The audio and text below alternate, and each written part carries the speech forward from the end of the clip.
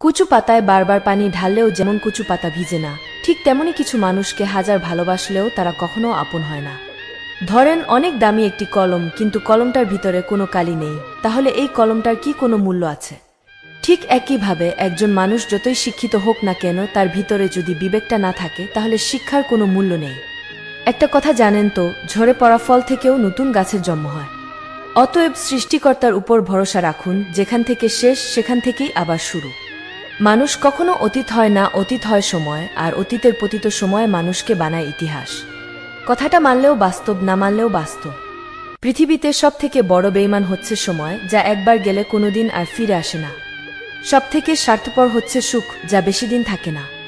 আর সবথেকে আপন হচ্ছে কষ্ট, যা কোনো দিন আপনাকে ছেড়ে যাবে না।